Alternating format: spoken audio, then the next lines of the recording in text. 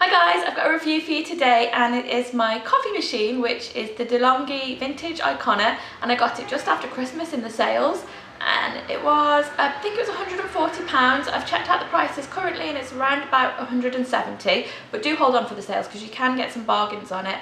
And I really brought it because it looks so beautiful in my kitchen and it's out on the side all of the time, so looks was something that I was going for when I chose it, but the functionality in it is amazing as well. I waited to do this review, I've had it for a couple of months now, to see if there were any issues or things with it, and I'm going to go through it now and show you how it works. I'm going to start with it just here on the side. This isn't where I usually have it obviously, but it's just going to be a bit easier for me to point everything out to you. So the first thing you notice straight away is just how good looking it is. It's this powdered kind of blue colour, and this frontage is all plastic, which I quite like because it makes it easy to clean, and then the trim is metal on it. It does mark easily, but that's just one of those things, I suppose. It's metal, it will mark. You've got the steam coming up from here and you do get little bits of marks on it, but it does brush up nicely, and I like things that shine, so as long as you give it a good like buff, whenever you do your cleaning every week or whatever, it's good. And it comes with these two little pods. They're different sizes, I'm not sure if you can see that there. So this is the smaller one and this is for a single cup and this is for 2 cups. So that is a limitation of this pot. You could only brew 2 cups at a time. It's quite easy to just put a little bit more coffee into it. But if you have a large family or you're making coffee for a big group of people, it might not be the best machine to go for. So then you take your little cup and you put your ground coffee into it, and you pop it into this handle, and then the handle twists in underneath the machine, and that's what the water runs through. I'm going to show you how to use it at the end of the video. You can also get pods that go in here, so instead of putting this cup with your ground coffee in it, you would drop a pod into here, and it uses the ESE pods. Now I haven't actually used any pods in it. I'm quite happy with my ground coffee, and we actually already had quite a lot of ground coffee that we needed to use up, but it is worth pointing out that the ESE pods, they don't come in the same range of flavours as some of the other ones do. On this handle as well, it's also got a little catch that holds in your coffee. So if you've got coffee in this little cup and it's filled, you've used the coffee, it's your dead coffee grinds that you want to get rid of, you can take it to the bin and you just hold up that little handle on it and it won't fall out. So you toss the coffee out, but you keep a hold of the cup so you don't have to get it out of the bin, which is a nice feature. Around at the back is the water tank, and you fill the water up into here. Now we live in quite a hard water area, so I always put filtered water in it. So there's a drip tray underneath, and this comes out and it's easy to clean. One thing I would mention is it rattles quite a bit, so this has got a little bit scratched with the cups rattling back and forth on it. It's not the end of the world, but as I said, I like everything to be shiny, so it is a little bit marked. And then this tray again is plastic, which makes it really easy to clean if you get any drips, and that sits to protect the bottom of the machine, and you can just wipe that out really easily. So the machine doesn't actually come with a milk steaming jug, so when you're steaming your milk with this nozzle, you have to put it into a jug, and you need it to be a metal jug. I got this one separately from Lakeland, but it was, as soon as I got it home, I really wanted to steam the milk in it and I didn't have the right vessel for it. So again, that's something worth mentioning if you're buying it. And I also bought to go in it a milk thermometer. I think I got this one from Amazon, and it just shows you what temperature the milk is at, and then when you're getting it at the perfect latte temperature, which is between 65 and 75 degrees, and that's when you get a good lot of froth onto your milk as well.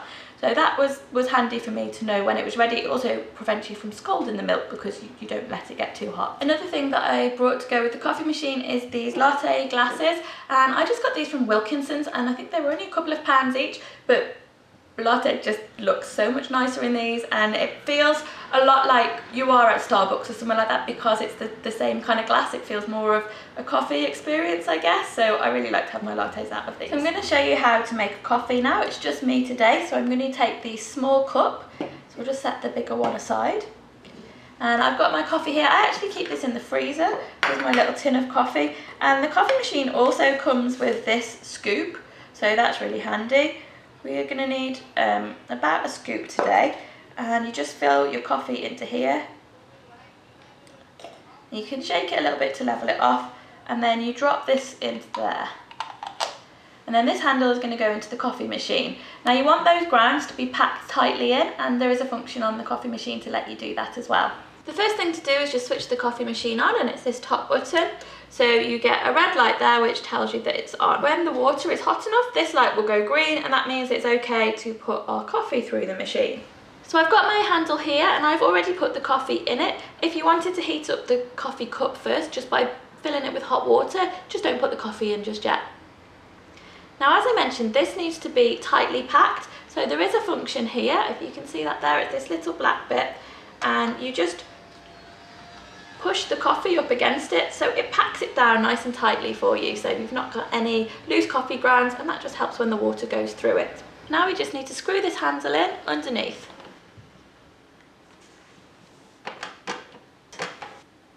I'm not sure if you can see, but the green light has now come on, so that it's ready to do the coffee. Before I pour the coffee, I'm just going to show you the underneath. So this is the little, I'm not sure what you call it, but this is the presser that just packed the coffee in tightly, and these are the two nozzles under here that the coffee is going to come out of. And I wanted to show you just with the relation to the cup. You see this cup is just touching against that nozzle, which is why I really need a slightly smaller cup. But if you just tip it slightly, then you can put it under both of the nozzles. So you just hold that button down to get the coffee to come out, and it's starting to come out now. It does rattle a little bit, so it's good to, I wouldn't walk away and leave it. I've never had it like jump all the way off, but then that's also probably because those little nozzles are kind of holding the cup in place as well. Now for an espresso, you only need to let it go through for a few seconds, so you can just stop it now. If you wanted to have a bigger cup of coffee, then you can let it run for longer.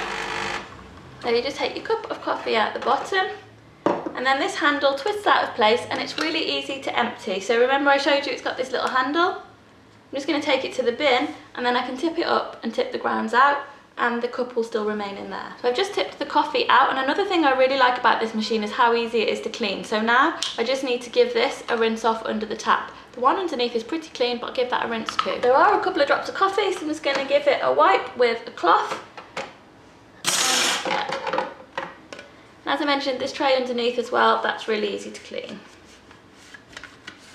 So today I actually want to show you how to make a latte, so I'll show you how to use the milk steaming function as well. So we need to switch it onto the bottom button, and then it needs to be a bit hotter for the steaming function, obviously, because you need steam rather than just hot water. So we just have to wait for that to heat up and turn to green. My milk is in this milk jug, and this is the one that I brought separately. I got this from Lakeland. You need about 150 mils of milk, and it's just below the bevel in this round bit, which makes it quite easy to measure.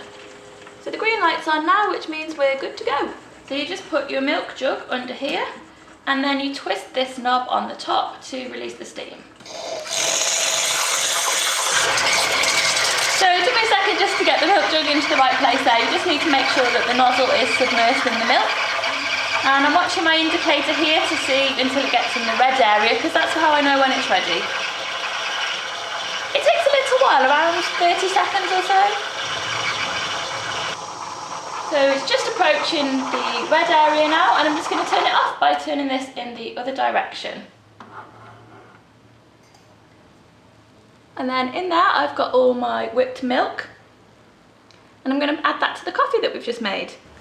So I've switched the machine off, and then I'm just going to remove this nozzle, and you just twist it and pull it down, and then if I give this a rinse out before the milk dries, it's much easier, and you can take this one off as well and rinse that too. One thing I do really like is how easy it is to clean. It's taken me seconds to rinse those off. The only thing is to give the machine like a wipe over with your cloth, but you can easily do that as you go.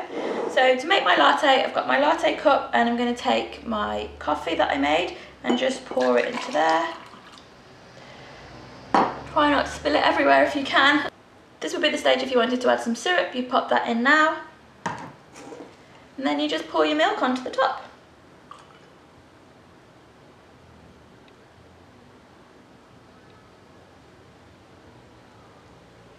And all the froth is at the bottom, so just add that bit on the top too.